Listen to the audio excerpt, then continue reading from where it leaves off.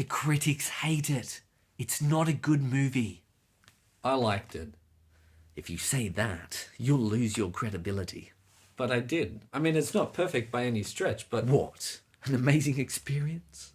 You do realize you've never given a negative review. I don't care.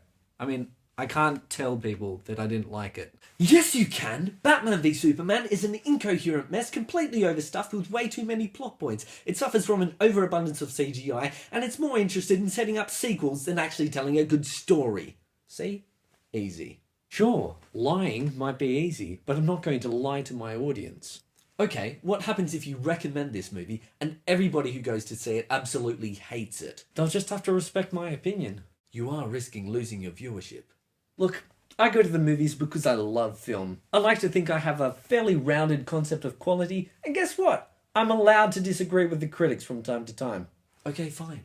Do your review. But you're going to have to bring your best rhetoric to the table, and you'll have to be 100% convincing. Do you think you can manage? I don't know. It's okay. I believe in you. Really? No. You're going to be eaten alive. Welcome back to the Motion Picks. Last week I saw Batman v Superman Dawn of Justice at a midnight screening in Sydney CBD. The version I saw was in 3D. Not a good idea. Every scene had like onion paper layers of overlapping images that became really irritating. But despite this, the movie still managed to be 2.5 hours of solid entertainment.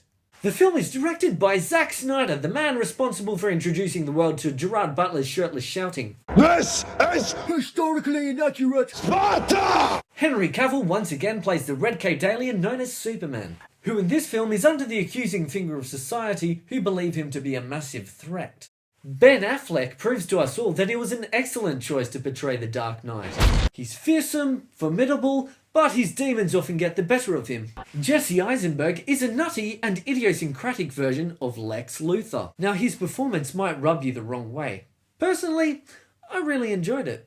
He always has this childlike energy that I found a bit refreshing actually. You know how kids get these superhero toys and make them fight? This incarnation of Lex Luthor is just like that. Except he gets to play with real superheroes. Then there's Gal Gadot as Wonder Woman. Yep, she's in this movie too. Her appearance may be brief, but it's certainly appreciated. Let's just say she knows how to kick all kinds of posterior. There are also a few cameos from other superheroes in this universe. Now many people have criticised this as a lazy sequel setup. I, on the other hand, think of it as just adding to the film's atmosphere, which I'll get to later. Look, I can easily admit that BVS DOJ has issues. And by issues, I mean aspects of the film which I personally didn't shine to. The film has various changes in pace, which worked against the grain of my expectation. It didn't flow smoothly for me. This is probably due to the many plot threads that they had going all at once, as well as a few sequences that didn't really go anywhere. If they'd removed some of the less crucial sequences and reinforced some of the film's strengths, it probably would have had a more favourable response from critics. The other main issue I have relates to a certain battle with a certain CGI monster that takes the film into pretty ridiculous territory. With a title like Batman v Superman, you'd think ridiculous is the flavour of the day. But this one for me takes it a bit too far. Now this may be a matter of personal taste, but over-the-top CGI battles that lack the requisite emotional weight or creativity aren't all that impressive to me. Apart from those details, as far as I'm concerned, it's all good. You see, the thing that you can't just leave it there. You know the movie has more problems than that. You can't just sweep them under the carpet. Don't interrupt. It's just rude. The next time you do, you'll regret it. Besides, I know critics have found plenty more problems with this film. However, that doesn't mean I see things the same way. You see, the thing that most critics seem to have missed is the film's unifying theme. All the plot threads aren't all as disjointed as you might have been led to believe. They all come together to create an atmosphere based on an idea. Superheroes are among us.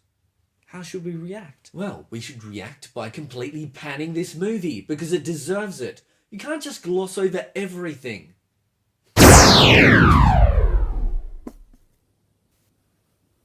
Thank you. How do we react to new and potentially destructive forces? Where do we stand when our heroes stand outside of the law? How can we feel safe when the door to the unknown has been opened? These are the questions that force some characters into opposition.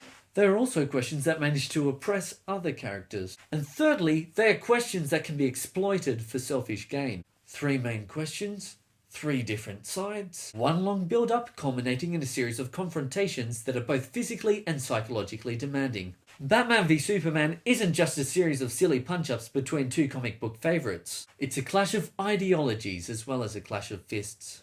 At the end of the day, the film was a bit too messy for me to confidently call it an amazing experience. Heck, I'll recommend it, but I can't guarantee you'll like it. Batman v Superman just happens to be my cup of tea. So there you have it. Those are my honest thoughts on Batman vs Superman.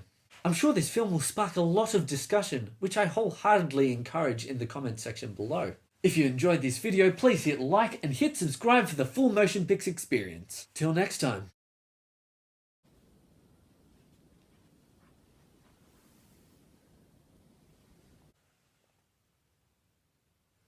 You, my friend, have started a civil war.